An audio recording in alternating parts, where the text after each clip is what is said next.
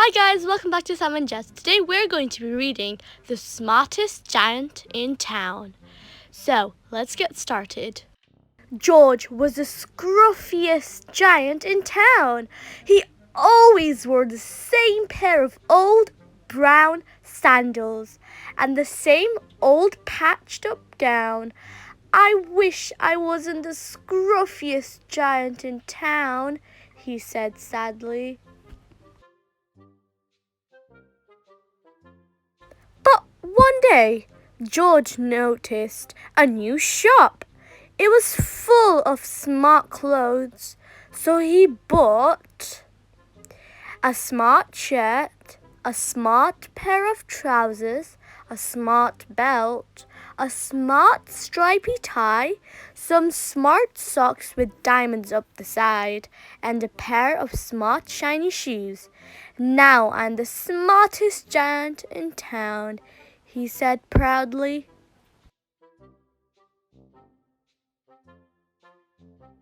George left his old clothes behind in the shop. He was about to go home when he heard a sound. On the pavement stood a giraffe, who sniffed sadly.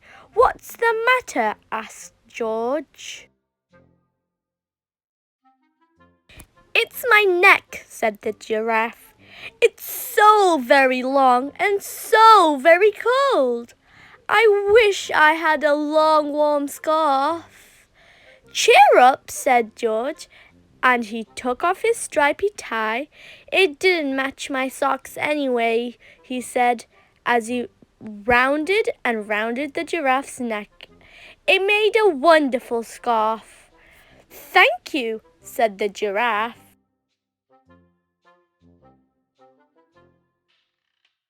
As George strode towards home, he sang to himself, "My tie is a scarf for a cold giraffe, but look me up and down, I'm the smartest giant in town." George came to a river. On a boat stood a goat, who was bleating loudly.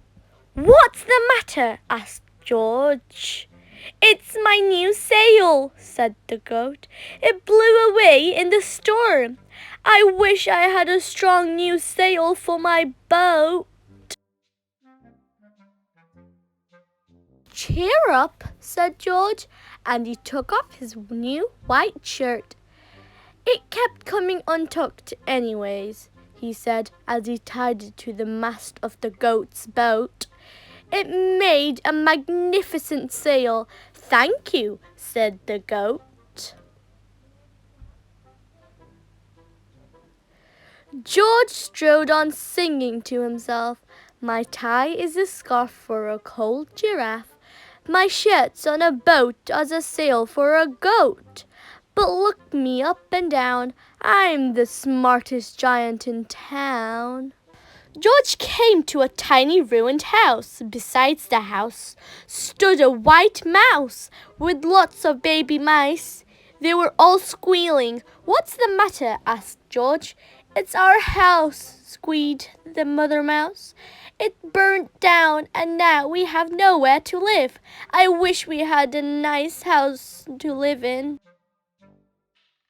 "Cheer up," said George, and he took off one of his shiny shoes.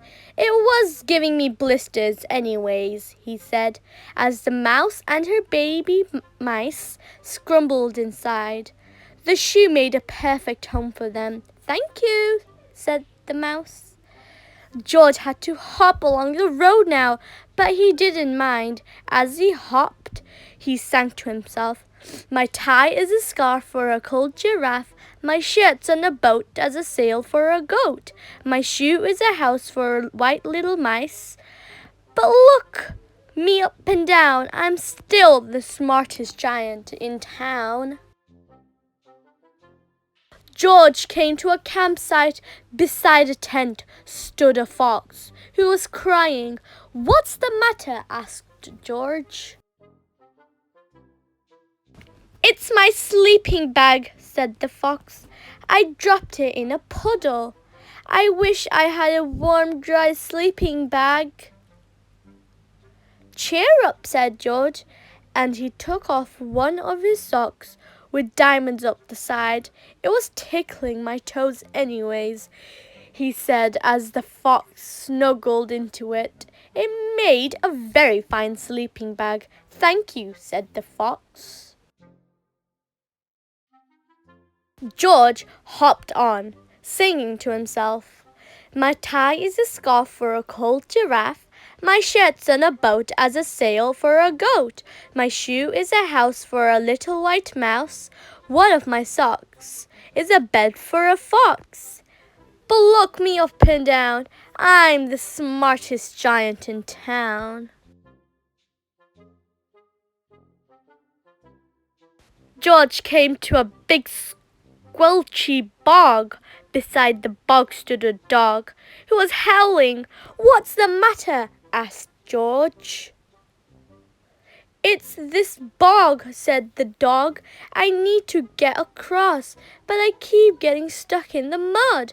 I wish there was a safe, dry path. Cheer up, said George, and he took off one of his smart new belt. It was squashing my tummy anyways, he said, as he laid it down over the bog. It made an excellent path. Thank you, said the dog.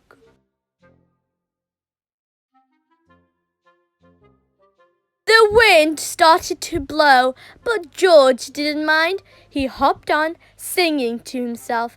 My tie is a scarf for a cold giraffe. My shirt's on a boat has a sail for a goat. My shoe is a house for a little white mouse. One of my socks is a bed for a fox. My belt helped a dog who was crossing a bog. But my trousers are falling down. I'm the coldest giant in town. Suddenly, George felt sad and shivery and not at all smart. He stood on one foot and thought, I'll have to go back to the shop and buy some more clothes, he decided. He turned round and hopped all the way back to the shop. But when he got there, it was closed. Oh no, cried George. He sank down onto the doorstep and a tear ran down his nose. He felt as sad as all the animals he had met on his way home.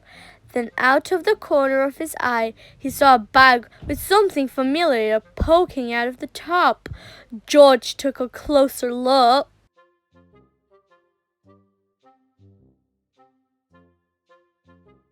My gown, he yelled. My dear old gown and sandals. George put them on.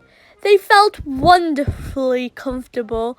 I'm the coziest giant in town, he cried, and he danced back home along the road. Outside his front door stood all the animals he had helped. They were carrying an enormous present. Come on, George, they said, open it. George untied the ribbon. Inside was a beautiful gold paper crown and a card. Look inside the card, George, said the animals. George put the crown on his head and opened the card. You gave your scarf to a cold giraffe. Your shirt's on a boat as a sail for a goat. Your shoe is a house for a little white mouse. One of your socks is a bed for a fox. Your belt helped the dog who was crossing a bog. So here is a vest crown to go with the sandals, and you're of the kindest giant in town. That was the end of our story. The book was called The Smartest Giant in Town. I hope you liked it. Why don't you come back for another story? Have you heard the story Max the Brave or Charlie Cook's favorite book? If you haven't, they're on this channel. Thank you for watching. Goodbye.